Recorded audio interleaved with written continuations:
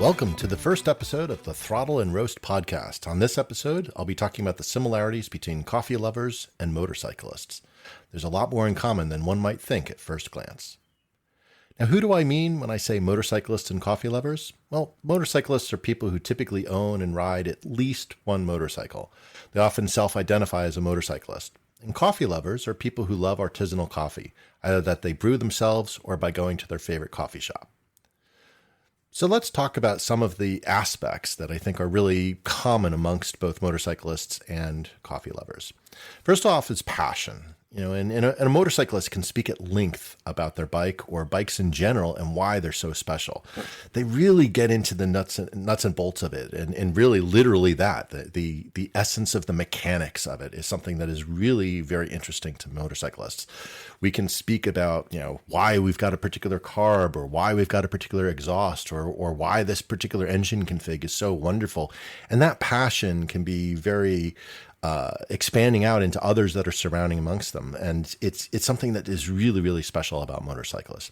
Now, on the other side, coffee lovers also are incredibly passionate, especially the artisanal coffee lovers, because they know about the various preparations and even the characteristics of the bean. So they could speak about why they prefer a cortado versus an espresso versus a macchiato, and all of these different aspects of the way that they prepare coffee, but then even the beans, why they have single origin or mixes, or why they prefer beans from Kenya versus Ethiopia versus in South America. So all of these aspects are something that coffee lovers really, really can get into the nitty gritty with and be passionate about. Another thing is about design. Now, motorcycles are often referred to as moving art. And this was actually something that was really remarkable in that the Guggenheim Museum actually had an exhibit all about motorcycles and just seeing all of those bikes there. And it's something where we can look at the design of a motorcycle, we can get really excited about it and see exactly what it is that really gets us excited into there. Because all of these aspects, whether it's the shape of the tank or even the paint job that's on the bike, can really have an impact onto us.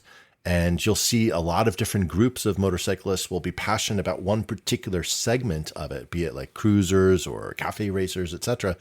And they're really going to be very excited about what the design and the look of that bike is. Coffee tools, these also have a design aesthetic to them that can also be very lovely for people to look at. Look at espresso machines.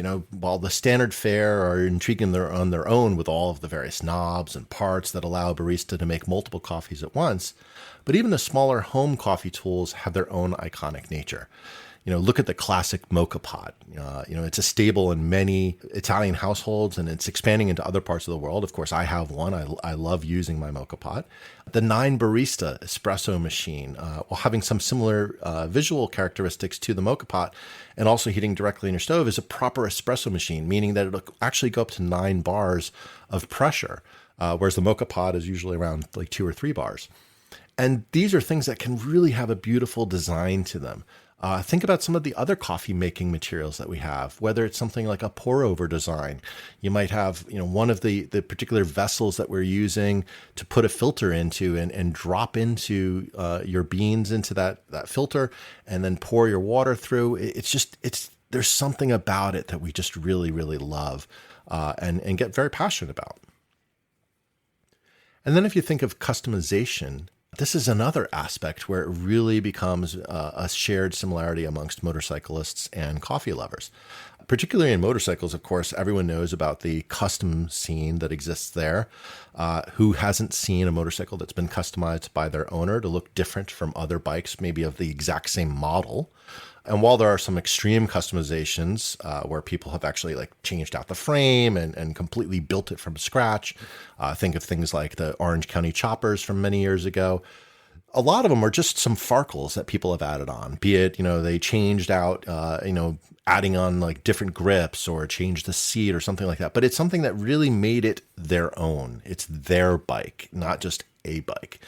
And this customization aspect is something that is really unique about motorcyclists.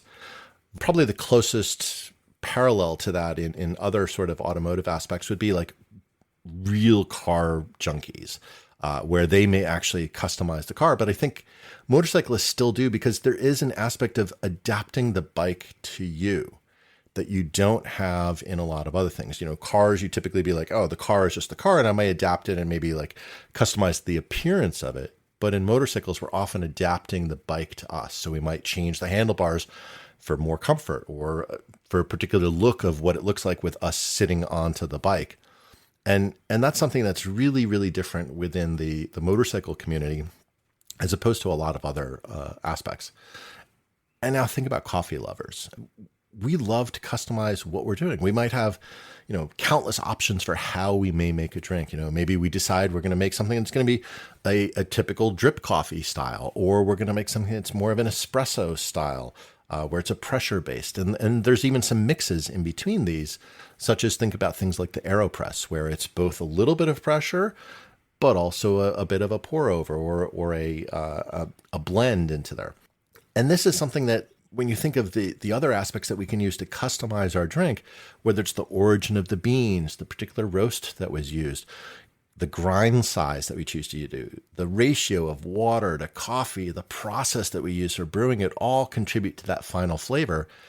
And this is something that we can continue to hone and tweak and adjust to really make it our own. And what do we love as a particular way of preparing coffee? And it may not be something that everyone else loves. It might be a little tweak that really works for us and resonates for us that we can add in. Then you think about some of the other drinks that people will do, where you've got a core, let's say coffee, like a black coffee that most people might think of, and adding milk to it can actually further tweak that flavor. It adds a little bit of a sweetness to it that may not be part of the original coffee, or maybe it enhances that part of the original coffee.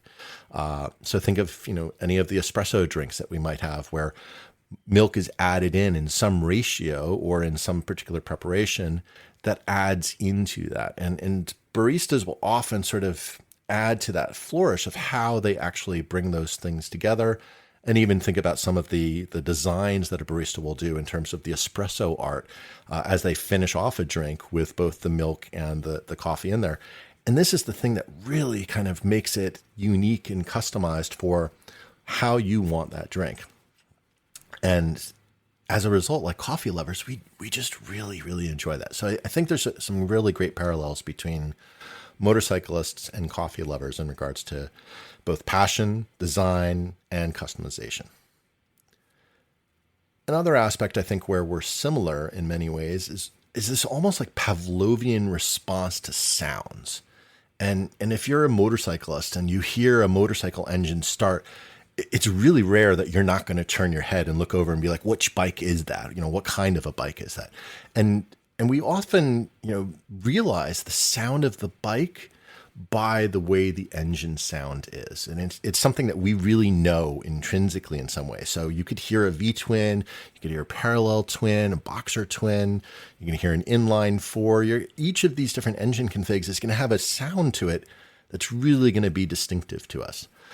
If you think about a bike when it's passing us by, as we're maybe sitting outside of a coffee shop and a motorcycle comes by, we're going to hear that sound, and without fail, every motorcyclist is going to turn their head. And it's going to remind them, even if they're not on a bike that day, it's going to remind them of riding and why they just love it. And it's this sort of hunger that pops out, and you're like, I just want to finish my coffee now and get out on the bike. So we really hit it. And if you think of coffee lovers, there's another aspect that we also have when it comes to these sort of sounds. Imagine, you hear the scooping of the beans, and then they're pouring the beans into the grinder. And then as we're anticipating the grinding of the coffee, and then the actual grinding itself, that noise is something that you just hear and you immediately think coffee. It's sort of funny, when in the morning I'll be making coffee for me and my family, and my wife will hear that sound of the coffee grinder, and she's like, "Are you making coffee?" And it's the sort of jump out there where we really do get excited about, that anticipation of the coffee just from some of those sounds that we may hear. The other thing that I think really sort of parallels between these is this just love of the experience. If you ask a motorcyclist about why they ride, they'll share a lot about the experience, from the rumble of the engine, the lean into a turn, how they experience the environment through which they ride, like the smells of freshly cut grass in a field. And this is something that it's hard to sort of convey, because if you think of the vast majority of people who are traveling around, they're in a car, and modern cars have so much sound deadening. You don't hear anything really outside of the car. So you're unaware of it. And most of us tend to keep the windows rolled up. So we just have the AC running, for example. So we don't actually smell anything of the environment through which we ride. Whereas in a motorcycle, you do. And you'll feel this amazing, amazing thing of, you come into a valley and all of a sudden the temperature feels like it drops like 4 or 5 degrees.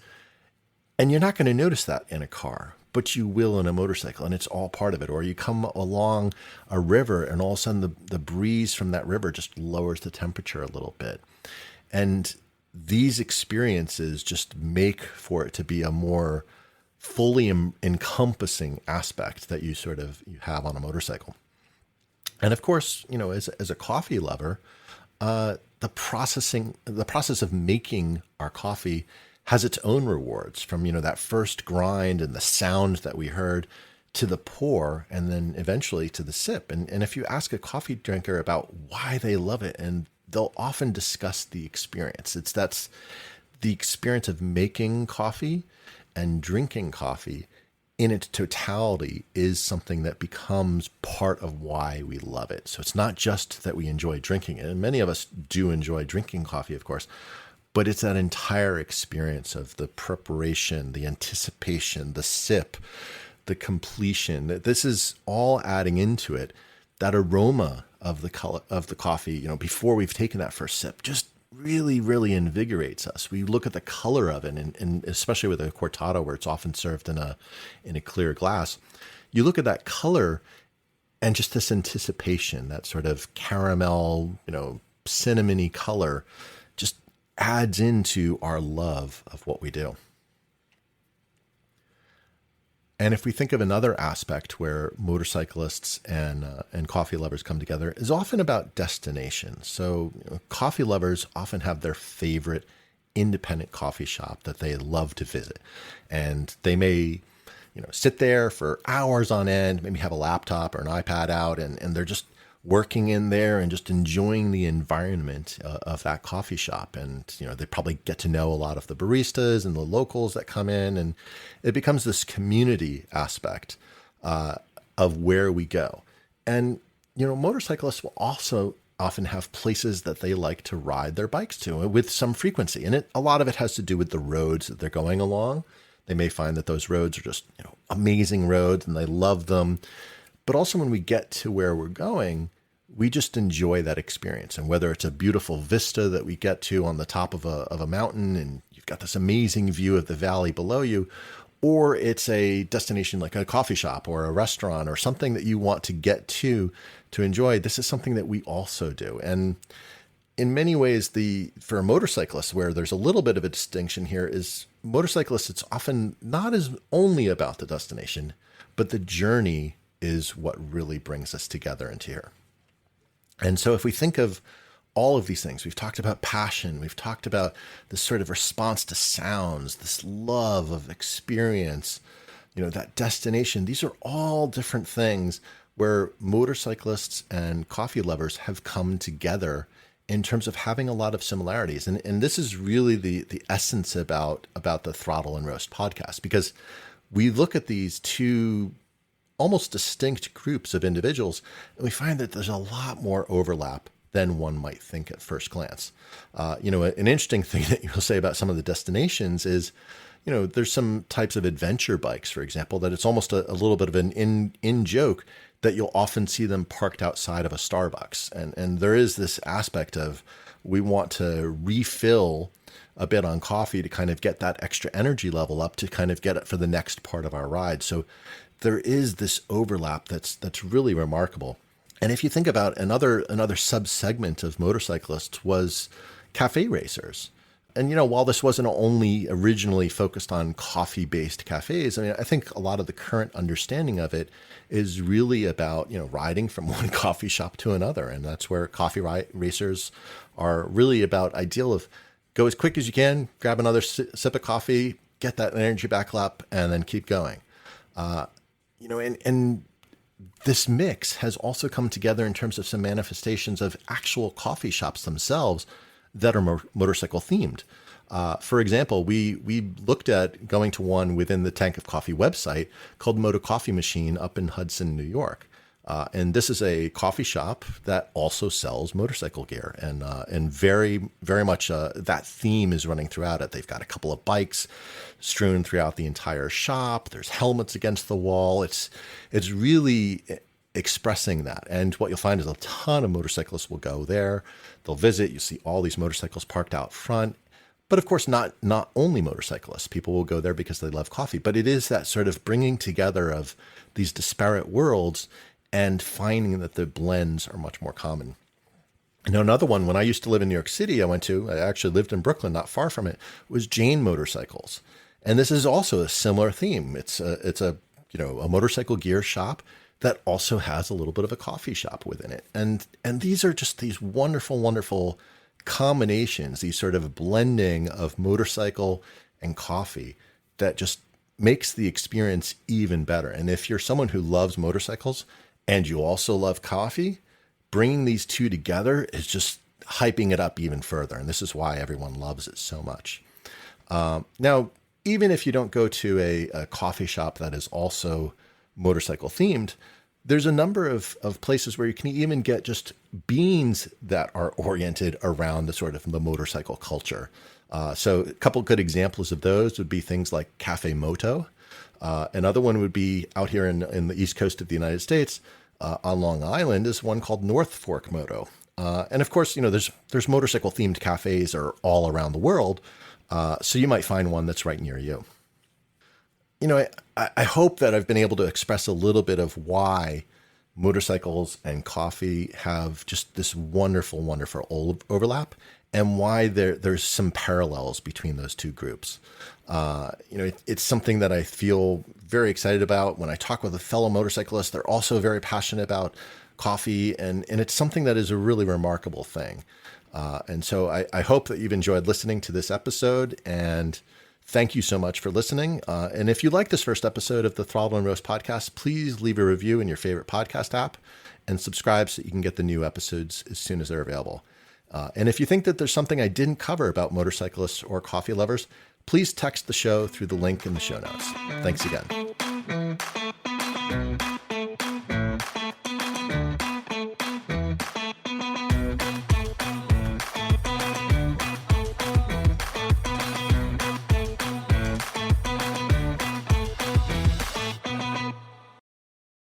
Hey, if you enjoyed this episode, please tell a friend about the show.